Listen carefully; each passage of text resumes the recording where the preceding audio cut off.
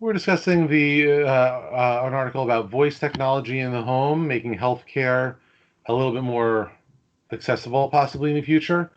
Um, this article talks about how a lot of internet searches and searches through things like a Alexa, Echo Dot, Siri, all there's there's Alexa responding right now. A lot of those are involving home health care, like people Googling their symptoms, trying to find a diagnosis.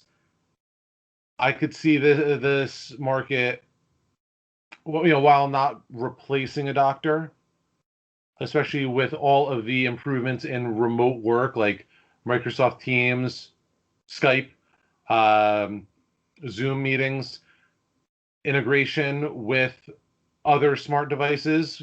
With there's that whole Internet of Things concept where you could have a blood pressure monitor, an oxygen monitor.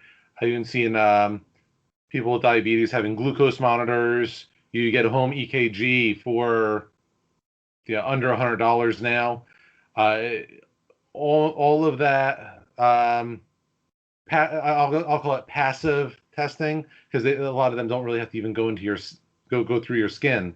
Um, I could see a not really like a WebMD type of site, which of course, everything is cancer on WebMD, but some sort of medical records portal that could get you they could get all of the readings from home, which could be over time.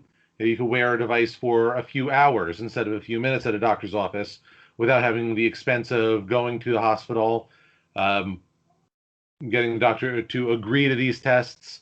It's almost like almost could be a routine physical where you'll put on these monitors. They can go through your home health portal right to your doctor. They could be programmed to set alarms like your blood sugar goes above a certain level, blood pressure is outside of a certain range, oxygen's outside of a certain range. It can alert your doctor for you. And I don't know about your guys' age, but when I was growing up, there was all the commercials of I've fallen and I can't get up. Well, now I don't even want to say it now because I don't want the Echo Dot sitting next to me to do anything. But you could ask them to call for help, call other people. I think my kids have accidentally called my in-laws a couple of times through the Echo Dot somehow. I'm still not sure exactly how they did it, but getting it set up for emergency voice activated communication, it can not necessarily take the place of a doctor, but help get the information to medical care when needed and help summon medical care in case somebody is incapacitated.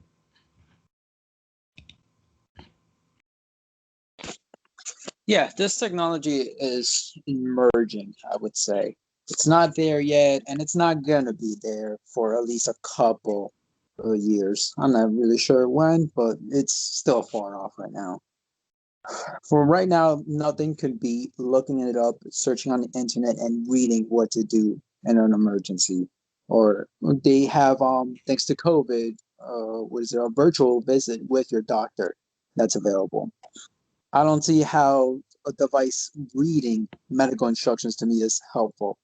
In certain situations, sure. You mentioned the device, I think it was called Life Alert. That that's a huge potential, and it should be incorporated into every Alexa, Google Home, and whatnot. I think that is good. But for the other things that it's listening here, I see it more of a niche kind of application.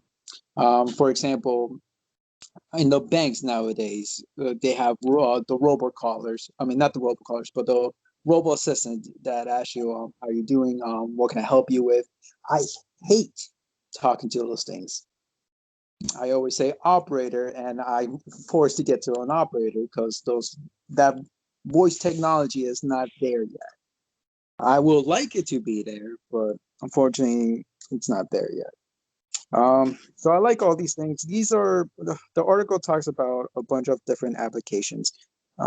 specifically in the medical field with diabetes management, medication reminders, and pharmacy refills and whatnot.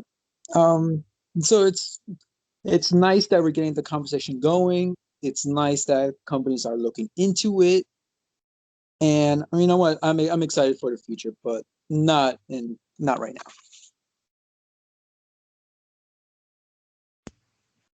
Yeah, I think the voice technology it's coming up pretty slowly, but it is advancing as quickly as possible, I guess.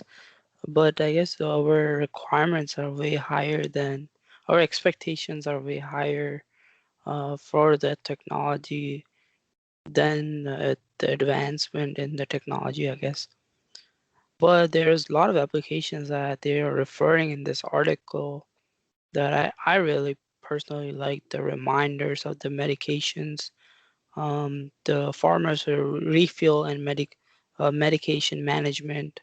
I think those are a few of the applications that are feasible, and I think it will be useful for every person.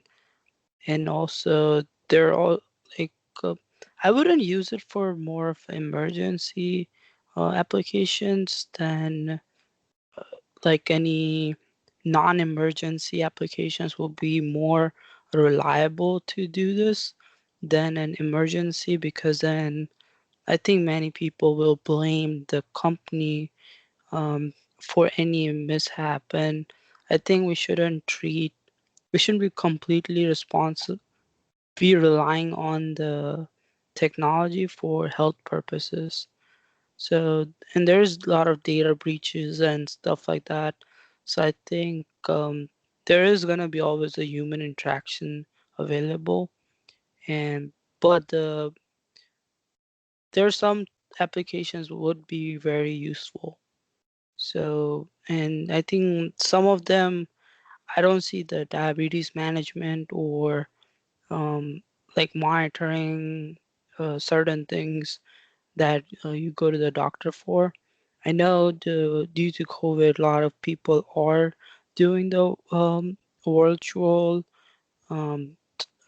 doctor visits, and which is kind of useful, but some tools that you can't really do at home that would be beneficial to go to doctor's office. So I think that technology is way far out, but I think we are still in the right steps. So it looks good. The future definitely looks better than I hope.